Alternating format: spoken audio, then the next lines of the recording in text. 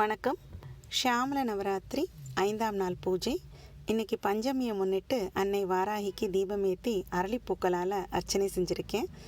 இன்றைக்கி வசந்த பஞ்சமி அப்படிங்கிறதுனால சரஸ்வதி தீபம் ஏற்றியிருக்கேன். ராஜமாதங்கி விளக்கும் படி விளக்குகளும் சேர்த்து ஏற்றியிருக்கேன். சரஸ்வதி தாயாருக்கும் அர்ச்சனை செய்யப்பட்டது. கலசம், தாம்பூலம் எல்லாமே உங்கள் பார்வைக்கு இருக்குது. அன்னை ராஜமாதங்கிக்கு இன்றைக்கி சரஸ்வதி அலங்காரம் பண்ணியிருக்கேன். வீணை, கிளி, தாமரை பூவால் ஒரு மாலை. இந்த தாமரை மாலை வீட்டிலையே தொடுக்கப்பட்டது.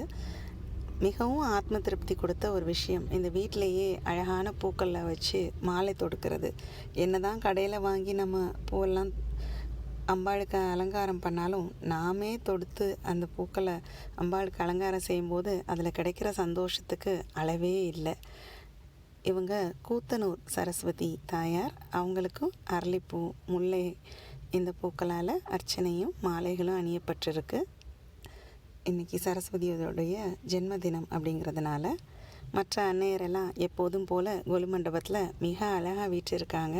சுற்றிலும் கிளிகள், விளையாட்டு கிளிகள் எல்லா இடத்துலையும் சுற்றி இருக்குது. இன்றைக்கி வராகி அம்மனுக்கான அர்ச்சனை செய்யப்பட்டது. அது மட்டும் இல்லாமல் சரஸ்வதிக்கான ஸ்லோகங்கள், லலிதா சகஸ்ரநாமம் எல்லா பாராயணங்களும் இன்றைக்கி செய்யப்பட்டது. ஒரு அழகான ராஜமாதங்கி கோலம் அதுவும் நான் வரைஞ்சிருக்கேன். இந்த கோலத்தில் கிளிகள், தாமரைப்பூ, வீணை எல்லாமே இருக்குது. இது சின்னதாக ஒரு ராஜமாதங்கி தாயார். அவங்களுக்கும் தினமும் அபிஷேகம் அர்ச்சனையும் உண்டு. இதில் மற்ற ஃபோட்டோஸ் எல்லாம் வரிசையாக ஆட் பண்ணியிருக்கேன். இதையும் பாருங்கள். இதில் கொஞ்சம் க்ளோஸ்அப் வியூ கிடைக்கும்.